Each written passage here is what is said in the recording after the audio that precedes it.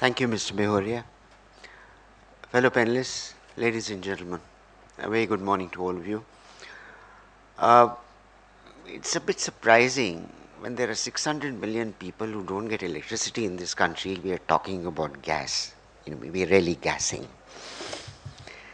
But nevertheless, here is a situation where it merits consideration because, in industrialization, as Mr. Sharma did point out, that we only have 10% share in our primary energy mix on natural gas compared to the world where it's 25% almost. But the question is, where are the reserves? Now, as per the present discovered reserves criteria or position that we have in the country, we just about constitute 0.59% of the world total reserves. And on a per capita, let's really look at it on a per capita or per diem basis, it comes to about 1016 cubic meters per individual. But now let's compare comparably as to what is our consumption, because that is what matters. And our consumption, we are only consuming 47 cubic meters, just a little short of what China is consuming, which is 60 cubic meters per capita. And the world average there is 444, 10 times. Industrial nations, of course, USA is a guzzler, Canada is a guzzler, Russia is a guzzler of gas on per capita basis. But let's compare with Europe or something. You're in the 1200, 1400 cubic meters range. Even if we were to come up 10 times to 444, where would our minuscule reserve vanish? Firstly, very fast. Now let's look at the dynamics of oil and gas, really speaking.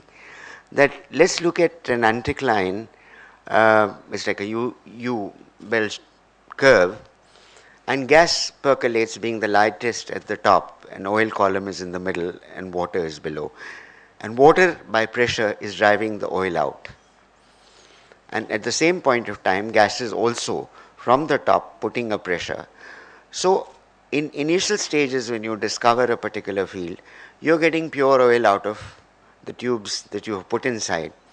But as it progresses down and ages, the crude oil production starts going southwards and the gas production starts going northwards. And it's the same tube, the volume remains the same, and water also percolates in. So you cannot touch the gas column till you have optimally utilized the middle column, which is the crude oil column. Now, India does not have, barring D6 and a few other small gas fields around the area, which are predominantly gas, not like Qatar or like Iran, who have massive fields of pure gas. So you have to essentially wait till the crude oil column is exhausted. And if we look at what our reserve to production ratios are, because that really shows us what is the health, how well you are managing your reserves, then we are around 28.5, not far from China, which is 30. China, of course, has double our reserves of gas. But let's look at what United States has. It has an international benchmarked rate, which is 12 years. Now, why is 12 an international benchmark, or 11 or 10 international benchmarks? Because when you start discounting, and especially when your hurdle rates are 20 or 25%, with all those risk premiums, then obviously after the fifth year it turns into decimals, even if you're drawing in billions of dollars. But with shale gas, United States, and with the hydrofracking that has been very successful with them, they have practically added reserves which would take them for another 100 years. Same is the position with Qatar, which will go for 200 years. But we would only go for 30 years, at 47. But supposing we came to world average of 444, how long will we last? Now, no doubt, as my esteemed colleague from the ministry did say, that there are likelihood of good discoveries in the future. But even if the new discoveries that are there, if the ONGC is made in the KG basin or in the Mahanadi basin, I mean, the monetization of those is still 5 years down the line.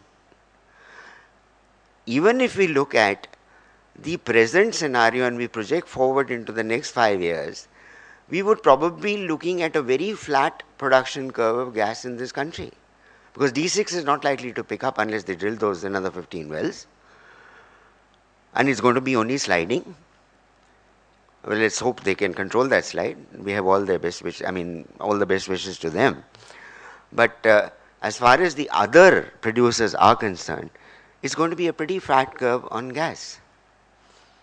And on the other side, what's compounding the entire story for as far as producers are concerned is that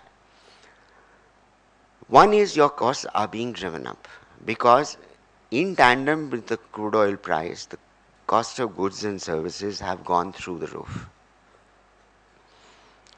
Now, there's an acute scarcity of quality services in the upstream sector as far as this country is concerned. So obviously you have to rely, if you want good technology to be coming into this country, you need to import those services, and that is at an exorbitant cost. You're aware how the rates of drilling rigs have gone through the roof, and that has obviously added to our woes. The other sector that's really a cause of concern for all of us is that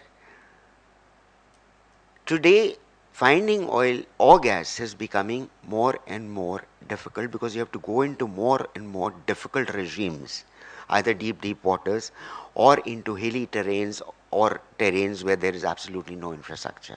Now the question is, if you have to sink a well and take risk money of about 80 crores and do about say 50 crores of seismic, that's 130 crores, and suddenly added to that is the infrastructure cost that you have to build 2 bridges and put in a road of another 400 crores, would you take that risk?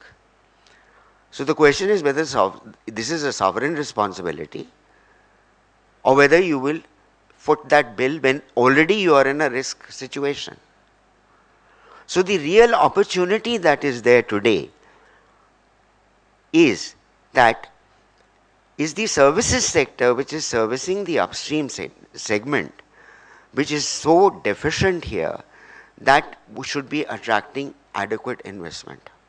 No doubt what my previous speakers did come out with about the lack of infrastructure and the great need of that to be augmented. Well, let's really look at it. Even if LNG does come in the next 2 years, we would really be adding another 11 million cubic meters per day and yet another 11 million cubic meters per day.